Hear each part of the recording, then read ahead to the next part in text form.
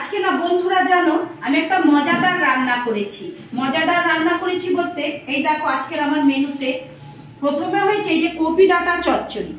Copy ডাঁটা, কচু, আলু, বেগুন আর কপি ডাঁটা দিয়ে এই রকম নামাবার আগে আমি ধনে পাতা দিয়ে এই কপি ডাঁটা চচ্চড়ি করেছি। অবশ্যই সর্ষে আর কাঁচা লঙ্কা আমি বেটে দিয়েছি। আর একটা জিনিস বন্ধুদের দেখা বাবু, এই দেখো আজকে আমার মেনুতে ভেটকি মাছের কাটা চচ্চড়ি। ভেটকি মাছের কাটা চচ্চড়ি এই দেখো বন্ধুরা। তুমি তো বলতে গিয়ে মনে হচ্ছে ঢোক গিলছো।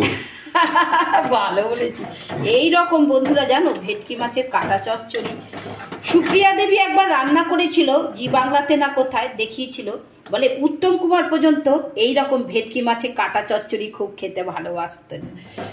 তাই আমি সেই যে রান্নাটা দেখেছিলাম সুপ্রিয়া দেবী দেখিয়েছিল রান্নাটা, সেই থেকে আমরা ভেটকি মাছের কাটা চচ্চড়ি ভীষণ ভালো খাই আমরাও।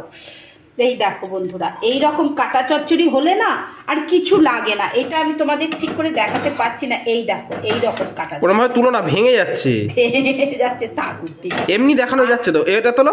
হ্যাঁ না দেখিয়েছি তো এইদিকে। আর বন্ধুরা এই দেখো এই চচ্চড়ি হচ্ছে আর এইরকম গরম গরম ধোয়া ওটা ভাত ছেলের জন্য বেড়ে রেখেছি। মা লক্ষ্মী ভাত, আমাদের মা লক্ষ্মী বন্ধুরা। হ্যাঁ যতই ভালো ভালো রান্না হোক ভাত ছাড়া কোনো কিছুই ভালো লাগবে না। ভাত একবারে প্রধান। মা লক্ষ্মী সবার ঘরে ঘরে বিরাজ করে।